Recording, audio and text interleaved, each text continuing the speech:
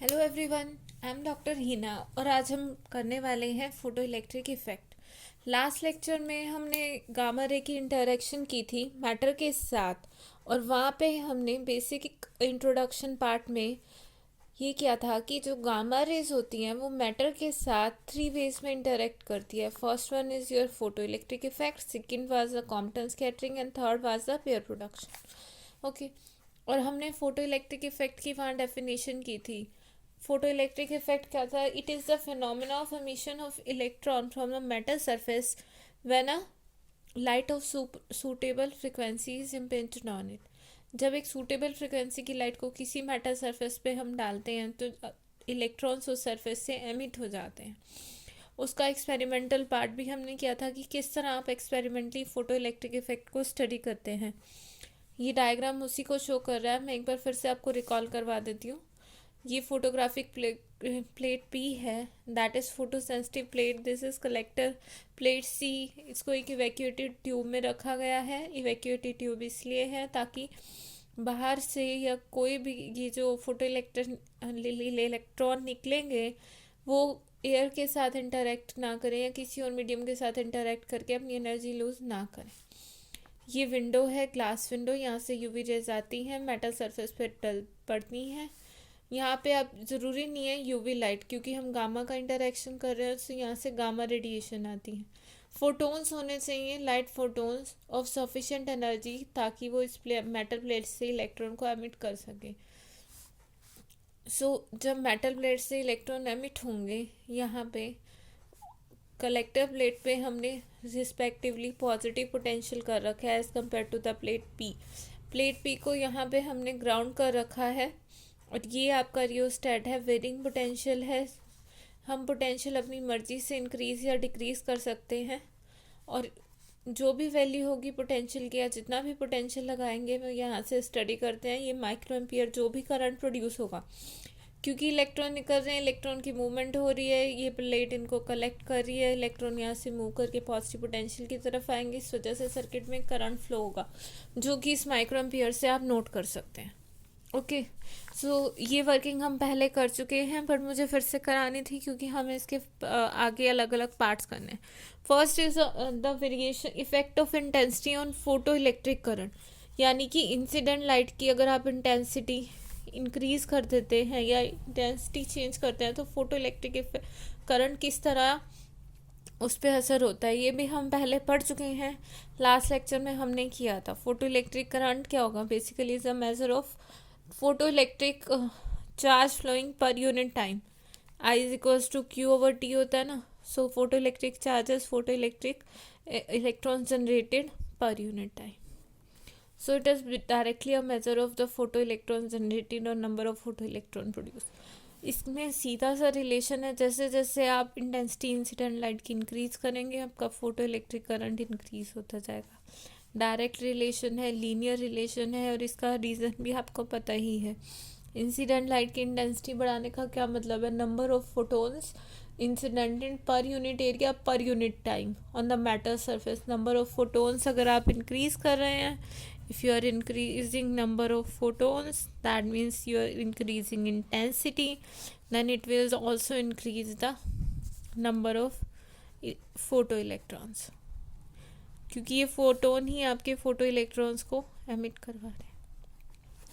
यहाँ तक हमने प्रीवियस लेक्चर में पढ़ा था, मैंने एक बार फिर से आपको रिकॉल करा दिया। So let's move further. Second is the effect of potential, कि ये जो पोटेंशियल हमने अप्लाई किया है दिस वन, इसका क्या इफ़ेक्ट होगा? कलेक्टर प्लेट का जो पोटेंशियल है यहाँ पे आप इसको चेंज कर सकते हो। इसके विद रिस्पेक्ट टू नेगेटिव भी कर सकते हैं, पॉजिटिव भी और ज़ीरो भी। So here it is, this is at zero potential, this is accelerating potential, that means positive potential with respect to b, this is retarding potential, यानी कि negative potential. अब इलेक्ट्रॉन नेगेटिव चार्ज है, negative potential लगा दिया, so they are trying to retard the electrons, या you can say that उनको slow करने की कोशिश कर रहे हैं और अल्टीमेटली क्या होगा, वो स्टॉप भी कर सकते हैं अगर पोटेंशियल सफिशिएंट होगा, यानी कलेक्टर प्लेट तक कोई भी इलेक्ट्रॉन ना पहुंचे। और यदि आप उस पर पॉजिटिव पोटेंशियल लगाएंगे, positive potential will try to attract the electrons, electrons को अट्रैक्ट करेगा, यानी कि उनकी स्पीड इंक्रीज हो रही है। That's why this is called accelerating potential. I hope this is clear. अब यहाँ से देखिए, आपके पास जैसे जैसे आप पॉजिटिव पोटेंशियल इंक्रीज करते जाएंगे, क्लियर सा मीन है पोटेंशियल इंक्रीज करने का। पोटेंशियल इंक्रीज करेगा तो करंट इंक्रीज करेगा, बट ये जो इंक्रीज है up to a certain limit तक ही करता है, उसके बाद इसकी वैल्यू कांस्टेंट हो जाती है। And this is term is called saturation current. एक लिमिट के बाद जाके आप जितना मर्जी पोटेंशियल इंक्रीज करते जाएं, करंट कभी इंक्रीज नहीं होगा। And the reason for this is कि आपके नंबर ऑफ फोटो इलेक्ट्रॉन्स जितने निकल रहे हैं आपके मीडियम से, वो ही कम हो गए हैं। देखिए यहाँ से ये प्रोसेस, इंसिडेंट लाइट आ रही है, मेटल से फोटो इलेक्ट्रॉन निकाल रही है। जो नंबर ऑफ फोटो इलेक्ट्रॉन अगर ख़त्म हो जाएंगे, जितना मर्जी पोटेंशियल लगाते रहो, देखो पहले पोटेंशियल कम था, जिनकी एनर्जी ज़्यादा थी वो तो पहुंच रहे थे, एक्सेलरेट हो रहे थे, जिनकी कम थी वो रह जाते थे। अब एक लिमिट तक हम पोटेंशियल बढ़ाते जा रहे हैं, ये और ज़्यादा इलेक्ट्रॉन्स को कलेक्ट करता जा रहा है। एक लिमिट के बाद, पोटेंशियल बढ़ने के बाद, जब ये सारे के सारे इलेक्ट्रॉन इस प्लेट ने कलेक्ट कर लिए, उसके बाद आप जितना मर्जी पोटेंशियल इंक्रीज कर दे तो आपका करंट इंक्रीज नहीं होगा, क्योंकि नंबर ऑफ इलेक्ट्रॉन्स ही खत्म हो गए हैं, फोटो इलेक्ट्रॉन्स जो इजेक्ट हुए थे। That's why saturation appears and this is called saturation current. Okay, ये तो था अगर हम पॉजिटिव की तरफ इंक्रीज करते जाएं। ये ज़ीरो पोटेंशियल पे भी क्यों कुछ करंट आ रहा है, इसका रीज़न देखिए। यहाँ पे देखो अगेन ज़ीरो पोटेंशियल है, ज़ीरो पोटेंशियल होने का मतलब है कलेक्टर प्लेट और इसका सेम है। फोटो इलेक्ट्रॉन्स यहाँ से एमिट हुए, ये सभी डायरेक्शन में ट्रैवल करेंगे, कुछ ना कुछ इस प्लेट सी तक पहुँच ही जाएंगे, क्योंकि इलेक्ट्रॉन्स तो एमिट हो रहे हैं ना इससे, कुछ यहाँ चले जाएंगे रैंडम डायरेक्शन में, they will start travelling like this, कुछ ना कुछ सी प्लेट तक पहुँचेंगे और उस वजह से करंट जनरेट होगा, that is your photo electric current. Next thing is कि ये अगर हम रिटार्डिंग पोटेंशियल, ये चीज़ क्या है, देखो अब इसके बाद हमने सी पे नेगेटिव पोटेंशियल लगा दिया, इलेक्ट्रॉन भी नेगेटिव चार्ज है, सी पे भी यहाँ नेगेटिव पोटेंशियल है, नेगेटिव पोटेंशियल है, इलेक्ट्रॉन नेगेटिव चार्ज हैं, तो क्या होगा, दोनों नेगेटिव नेगेटिव चार्ज उसको रिपेल करेंगे means number of photo electron which are reaching at the plate C will start reducing.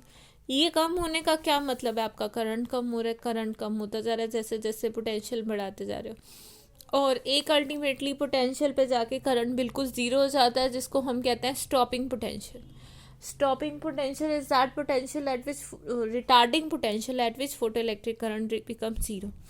या फिर इसको अदर टर्म्स में आप ये भी कह सकते हो कि यहाँ से जो फोटो इलेक्ट्रॉन निकल रहे थे, अलग अलग वेलोसिटी के निकल रहे हैं, अलग अलग उसके निकल रहे हैं एनर्जी के, सो वो नेगेटिव पोटेंशियल जिस पे मैक्सिमम एनर्जी का इलेक्ट्रॉन भी नहीं पहुंच पा रहा, इसने उसको भी रिपेल कर दिया, जस्ट वो पॉइंट कि करंट ज़ीरो हो गया। इसका मतलब एक भी इलेक्ट्रॉन नहीं आ रहा, इसकी एनर्जी और ये जो नेगेटिव एनर्जी दे रहा है, देखो ये इलेक्ट्रॉन्स को अब रिपेल कर रहा है क्योंकि ये नेगेटिव पोटेंशियल पे है।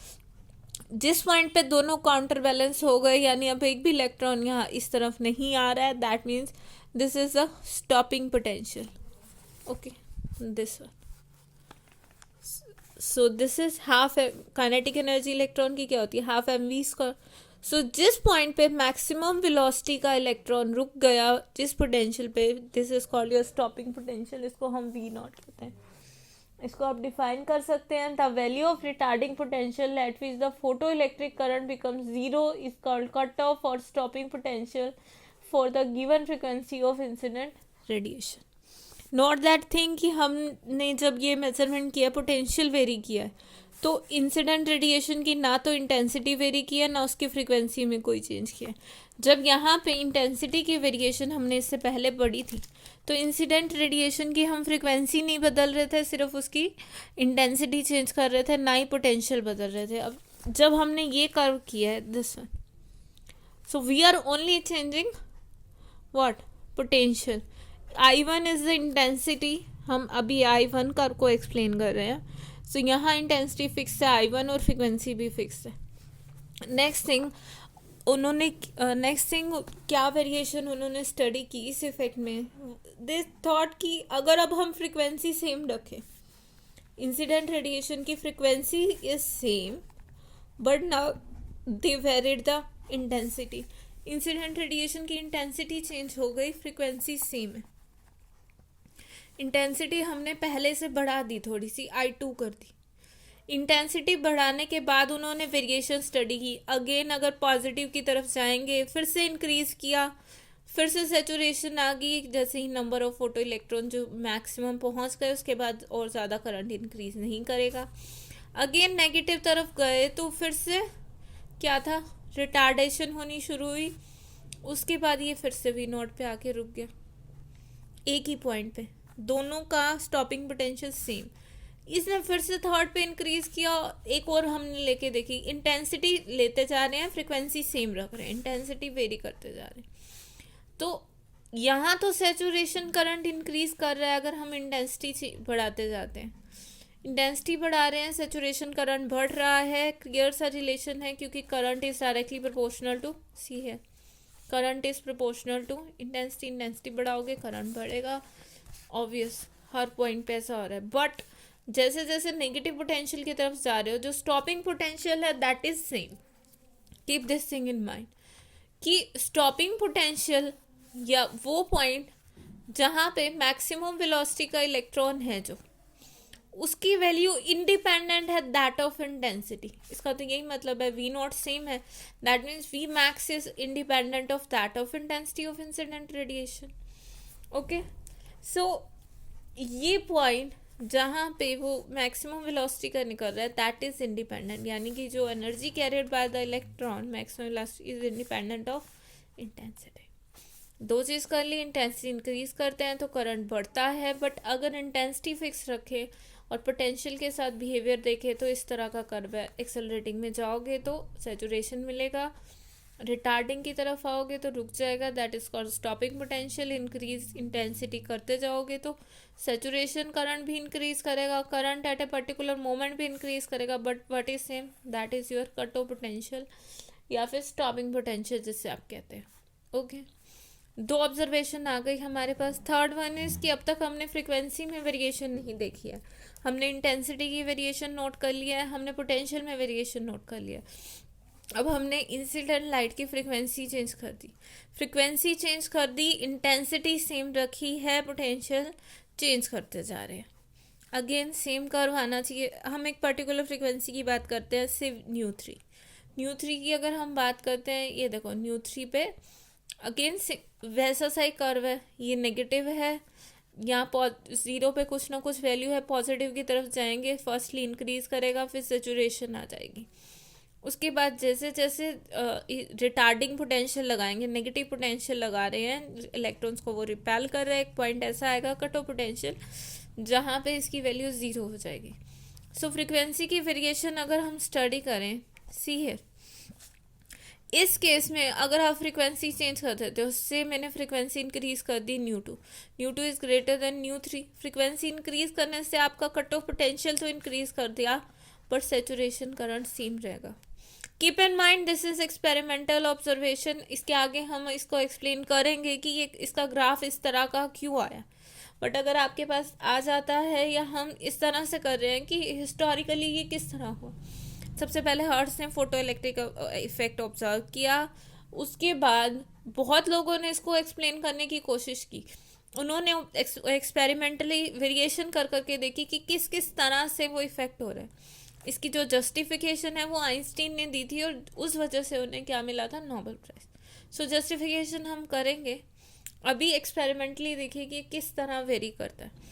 सो यहाँ देखो फ्रिक्वेंसी के साथ अगर हम वेरी करते हैं, इंटेंसिटी सेम रख के फ्रिक्वेंसी इंक्रीज करोगे, what is changing, your stopping potential, stopping potential is increasing with respect to increase in frequency, but there is no effect on saturation current, okay, but in the case of intensity it is vice versa, potential को तो हम continuously increase कर ही रहे हैं, अगर आप intensity increase करते हो, what is changing is your saturation current and not the stopping potential. So इन दो चीज़ों से ये तो क्लियर है, इन दो ग्राफ से, that your stopping potential is a function of frequency and your saturation current is a function of potential. Okay, so इसका मतलब जो फ्रिक्वेंसी में increase that an increase in frequency of incident radiation increases the velocity. This, see this relation. I am saying अगर आप frequency increase करते हैं तो stopping potential increase हो रहा है. Stopping potential that means we not is increasing, frequency increase हो रही है. सो योर स्टॉपिंग पोटेंशियल से VO1, VO2, VO3,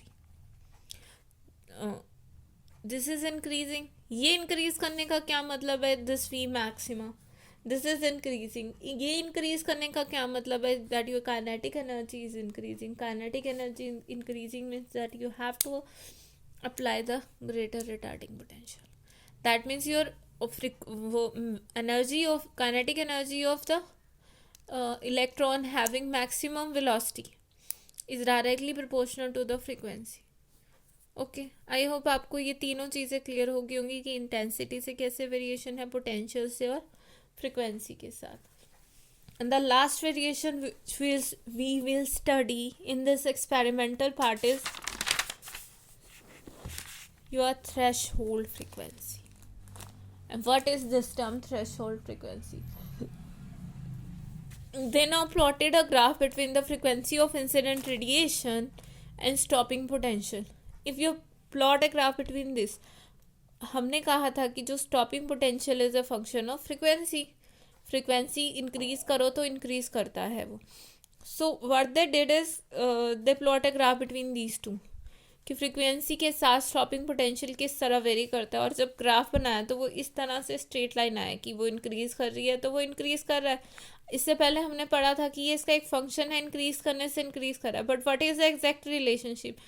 तो यहाँ से हमें पता चला रिलेशनशिप लीनियर है, but there is a certain minimum frequency जिस पे के बाद ये स्टॉपिंग पोटेंशियल आना शुरू होता है.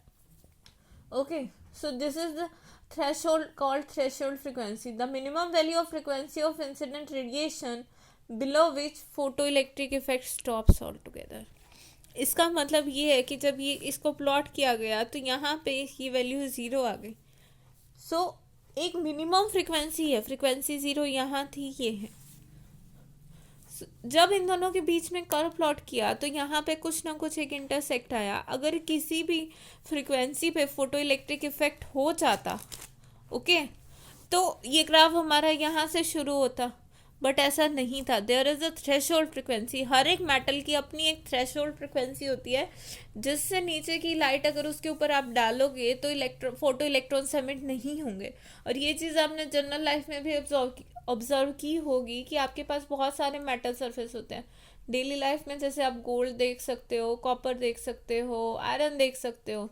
तो उस पर अगर आप विजिबल लाइट डालते हो तो उसके नियर बाय फील्ड में आप कहीं भी इलेक्ट्रॉन्स या इस तरह का कोई भी फोटो इलेक्ट्रॉन्स या कुछ ऐसा ऑब्जर्व नहीं करते. ना ही वो डिके होता है, ना ही उन पर कोई चार्ज आता है. So there is a minimum frequency for every metal कि जिसके नीचे फोटो इलेक्ट्रिक इफेक्ट होगा ही नहीं. And that this is called threshold frequency. अब ये सारी चीज़ें कि थ्रेशोल्ड फ्रिक्वेंसी, एक फ्रिक्वेंसी आ गया जिसके नीचे फोटो इलेक्ट्रिक इफेक्ट ही नहीं होता. This is the minimum value of frequency of incident radiation. ये चीज़ क्या है? इससे पहले हमने वेरिएशन पढ़ी है कि saturation current is a function of intensity. और इससे पहले हमने पढ़ा था कि जो स्टॉपिंग पोटेंशियल है that is a function of frequency. Saturation current is a function of intensity. इन सब की जो जस्टिफिकेशन है उसी को आगे आइंस्टीन ने एक्सप्लेन किया था.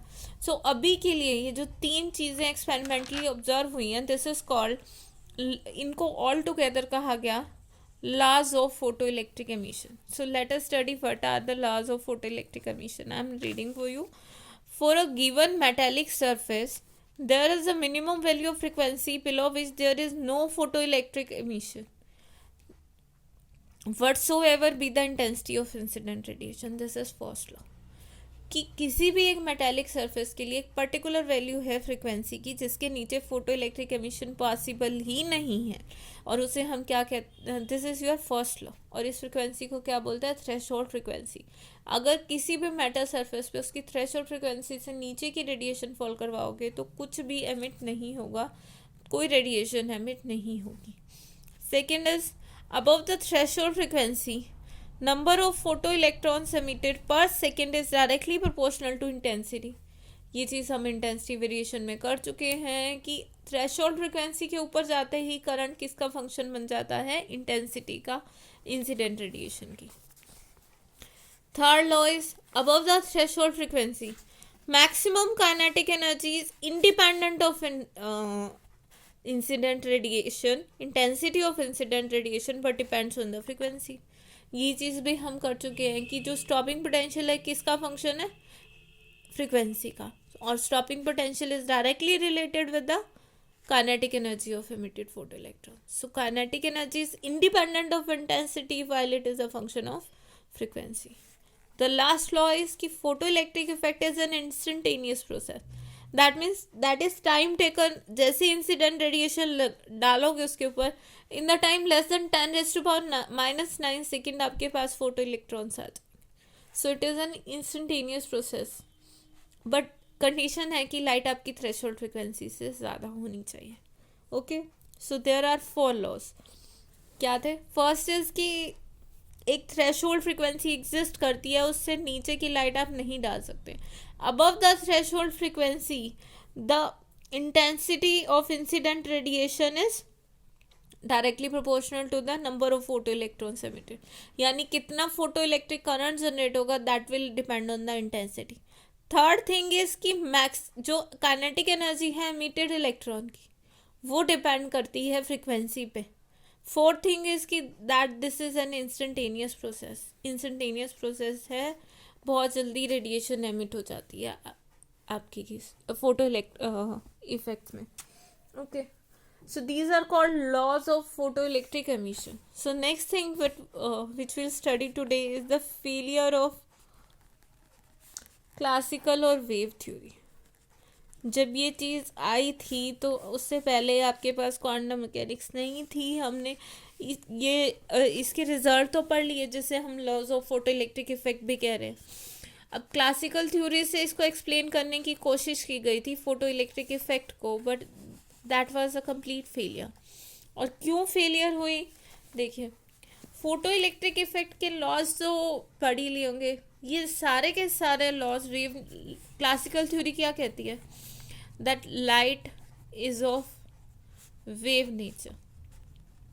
क्लासिकल थ्योरी कहती है कि लाइट को आप वेव की तरह ट्रीट करो, बट अगर आप लाइट को एज एन वेव ट्रीट करोगे तो ये लॉज एक्सप्लेन, ये जो फोटो इलेक्ट्रिक इफेक्ट के हमने लॉज पढ़े हैं वो एक्सप्लेन आप कर ही नहीं सकते. द रीज़न बीइंग कि सबसे पहले रीज़न था कि वेव नेचर ऑफ लाइट क्या कहता है कि क्यों हाई इंटेंसिटी की लाइट बट लो फ्रिक्वेंसी की प्रोड्यूस नहीं कर सकती फोटो इलेक्ट्रिक एमिशन, जबकि लो फ्रिक्वेंसी की लाइट, देखिए अगर आपकी फ्रिक्वेंसी लो है, लो फ्रिक्वेंसी है बट हाई इंटेंसिटी है. Low frequency means frequency is less than the threshold frequency. Okay, so this cannot produce photoelectric effect, but a radiation of high frequency but low intensity उसकी लो है but frequency high है, it can produce photo electric effect. Threshold frequency से high है उसकी frequency. Okay, तो ये चीज़ wave nature को अगर आप लाइट को कंसिडर करते हो कि light consist of a wave, अगर वो एक वेव है, सिंपली वेव की तरह एक्ट कर रही है, तो उसकी इंटेंसिटी हम बढ़ा रहे हैं, दैट मीन्स उसके पास मोर पावर है. वो क्यों फोटो इलेक्ट्रिक इफेक्ट प्रोड्यूस नहीं कर पाए जबकि उसकी फ्रिक्वेंसी भी लो है, और जबकि एक लाइट है जिसकी इंटेंसिटी बहुत लो है, दैट मीन्स क्लासिकल थ्योरी के अकॉर्डिंग उसके पास इतनी पावर नहीं है बट फ्रिक्वेंसी ज़्यादा है, वो फोटो इलेक्ट्रिक इफेक्ट प्रोड्यूस कर पा रही है. ये चीज़ क्लासिकली एक्सप्लेन नहीं हो पाई थी. सेकेंड, ये थ्योरी ये नहीं एक्सप्लेन कर पाई थी कि जो काइनेटिक एनर्जी है, एक तो इसने प्रोड्यूस नहीं किया इंटेंसिटी ने, सेकेंड जो काइनेटिक एनर्जी थी photo electron, that is independent of what, intensity. Intensity के इंडिपेंडेंट थी, किस पे डिपेंड कर रही है, फ्रिक्वेंसी पे. सो अगर वो इंटेंसिटी के इंडिपेंडेंट है और फ्रिक्वेंसी डिपेंडेंट है तो ये किस तरह हुआ, वेव थ्योरी आपकी ये चीज़ भी एक्सप्लेन नहीं कर पाई थी. ओके और इंस्टेंटेनियस एमिशन मीन्स 10⁻⁻10 सेकेंड भी नहीं लिया और एमिशन हो गया. वेव थ्योरी के अकॉर्डिंग अगर लाइट वेव है सिंपली तो उसे फोटो इलेक्ट्रिक इफेक्ट करने में, यानी एक फोटो इलेक्ट्रॉन को इजेक्ट करने में, तो उसको पूरी की पूरी एनर्जी देखिए. लाइट को अगर आप वेव की तरह कंसिडर करें, ये वेव आई सी है, मेटल सरफेस पे गई. सो अगर ये सिर्फ एक सिंपली वेव की तरह होती तो ये इसको इलेक्ट्रॉन को ये मेटल सरफेस से बाहर निकालने में इसको एनर्जी लगती और बहुत ज़्यादा टाइम लगता अगर आप क्लासिकल मैकेनिक्स के अकॉर्डिंग कैलकुलेशन करते. बट ये किस टाइम में हो रहा है, 10⁻⁻9 सेकेंड में. इसके अकॉर्डिंग ये एनर्जी डिस्पर्स करेगी, धीरे धीरे करके हर एक वेव अपनी एनर्जी इसको देगी. जैसी वो आएगी तो वो पूरे मटेरियल में अपनी एनर्जी डिस्पर्स कर देगी. एक इलेक्ट्रॉन से तो इंटरेक्ट करेगी नहीं करेगी क्योंकि वो वेव है, कोई एक पार्टिकल थोड़ी है दूसरे पार्टिकल से टकरा के उसको एनर्जी दे देगा ना. लाइट उन्होंने कंसिडर किया था कि लाइट एक वेव है और वेव में अपनी एनर्जी इस तरह से होती है. वेव इस तरह से होती है तो एनर्जी कहीं ज़्यादा है कहीं कम है. इलेक्ट्रॉन को निकालने के लिए उसको बहुत टाइम चाहिए होगा. बट की फोटो इलेक्ट्रिक इफेक्ट हो कितना टाइम में रहा है, 10⁻⁹ second. So this could not explain, वो एक्सप्लेन कर ही नहीं पाई थी इस चीज़ को. ओके और ये एक्सप्लेनेशन किसने दी थी, आइंस्टीन ने. और आइंस्टीन को क्या मिला था, नोबेल प्राइज़. ओके सो आज के लिए लेक्चर के लिए सिर्फ इतना ही.